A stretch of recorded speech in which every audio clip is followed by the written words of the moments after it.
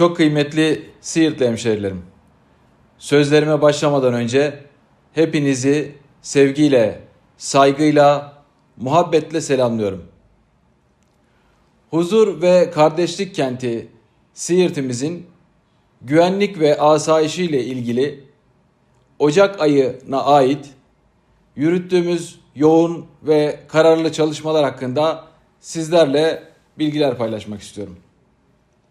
Kıymetli hemşehrilerim, terör ve terör örgütleriyle mücadelemiz son teröriste etkisiz hale getirilinceye kadar kararlılıkla devam etmektedir. 2025 yılı Ocak ayında gerçekleştirilen 4 operasyonda PKK, KCK, FETÖ ve DAEŞ terör örgütleri içinde faaliyet gösteren 21 şahıs ile sosyal medya üzerinden PKK propagandası yapan 17 şahıs yakalanarak adli işlem yapılmıştır. Terörle mücadele kapsamında il genelinde 43 hanede 89 kişiye bilgilendirme yapılmış. İl giriş çıkış noktalarında 6.394 kişi ve 1493 araç sorgulanmıştır. 2024 yılı Ocak ayına göre 2025 yılı Ocak ayında ilimizde terör örgütlerine yönelik yürütülen operasyonlarda güvenlik güçlerimizin inisiyatifinde olmak üzere %200'lük bir artış sağlanmıştır. Bu da bizim terörle olan mücadelemizdeki kararlılık ve terörü bitirme noktasındaki artan azmimizin en açık göstergesi olmuştur. Milletimizden aldığımız destekle uyuşturucu ve suç çeteleriyle mücadelemizde aynı azim ve kararlılıkla sürdürülmektedir. Ocak ayında düzenlenen 9 operasyonda 63 şüpheli yakalanmış, 21 kilo 333 gram metamfetamin, 6 kilo 200 gram eroin, 1290 adet uyuşturucu hap ele geçirilmiştir. En iyi narkotik polisi annedir uygulamasıyla 126 anne ve anne adayına da eğitimlerimiz devam etmiştir. Değerli hemşehrilerim, kaçakçılık ve organize suçlarla mücadele kapsamında Ocak ayında 20 operasyon yapılmış. Bu 20 operasyonda 35 şüpheli hakkında adli işlem uygulanmıştır. Yakalanan kaçak eşyalarla 1.003.540 lira vergi kaybı önlenmiştir.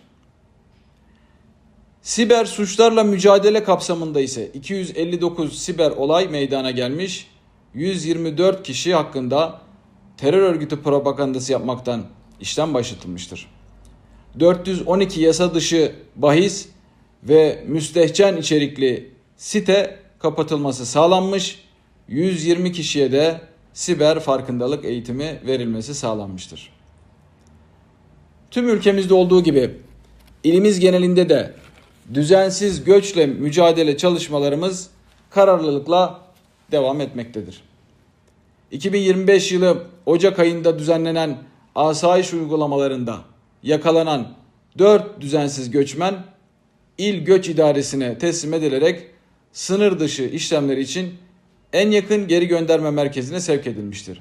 Ayrıca yol izin belgesi bulunmadan seyahat eden 2 düzensiz göçmen hakkında da 18.494 lira idari para cezası uygulanmıştır. Aziz hemşehrilerim, ilimizde hırsızlık, yan kesicilik, dolandırıcılık, gasp, kumar, yaralama, cinayet, kadına yönelik şiddet gibi kişilere ya da mal varlığına karşı işlenen asayiş olayları bakımından da suç ve suçlarla mücadelemiz titiz bir şekilde devam etmektedir. Jandarma ve Emniyet Sorumluluk Bölgemizde 2025 yılı Ocak ayında Siirt il genelinde 401 asayiş olayı meydana gelmiş, 176 şahıs yakalanarak haklarında adli işlem yapılmıştır.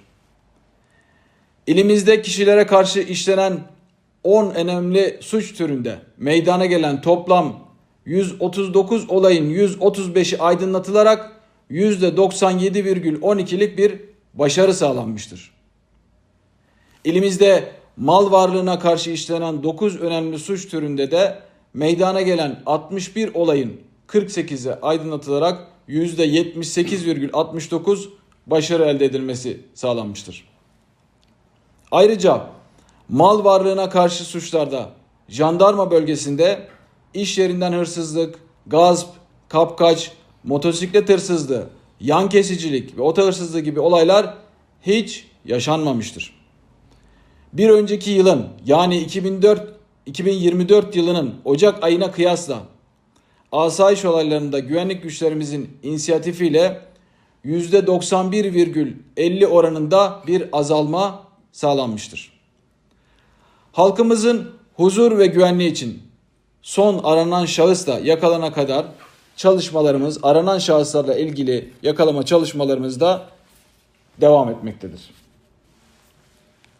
Okul çevrelerinin güvenliği için güvenli okul, güvenli gelecek temasıyla 484 jandarma personelimiz 242 okulda görevlendirilmiş, 103 okulun giriş çıkışları yine emniyetimizin 38 ekibiyle denetlenmeye devam etmektedir.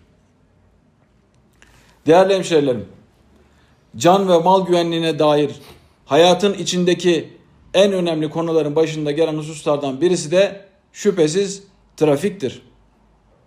Siirt il genelinde 2025 yılı Ocak ayında 36.918 araç denetlenmiştir. Trafik kurallarını ihlal eden 2750 araç plakasına ceza uygulanmıştır. 2025 yılı Ocak ayında toplam 91 trafik kazası meydana gelmiş. Bu kazalardan 50 tanesi yaralamalı, 41 tanesi ise maddi hasarlı kazalardan oluşmaktadır. Ayrıca motosiklet kazalarının önlenmesi amacıyla 435 motosiklet sürücüsü denetlenmiş, 18 motosiklet ise trafikten men edilmiştir. Trafik eğitimleri kapsamında 3869 kişiye de trafik güvenliği eğitimi verilmiştir. Bu vesileyle bir kez daha hatırlatmak isterim ki trafikte kurallara uymak hepimizin ortak sorumluluğudur. Türkiye Yüzyılı vizyonu doğrultusunda ilimizin huzur ve güvenliğini sağlamak için aziz milletimizin destek ve dualarıyla 2025 yılında da azimle, özveriyle, kararlılıkla, canla başla çalışmaya devam ediyoruz.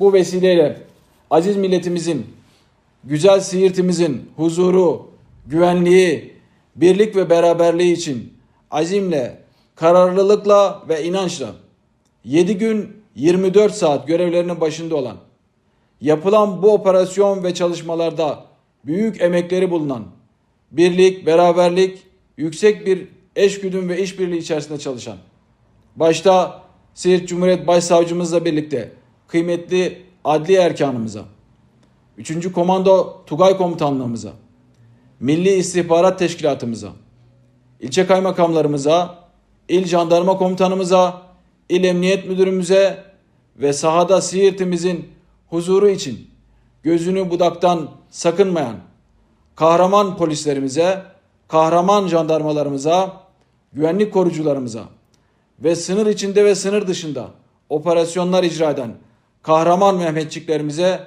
teşekkür ediyorum. Rabbim ayaklarına taş değdirmesin. Hepinizi Allah'a emanet ediyorum. Kalın sağlıcakla.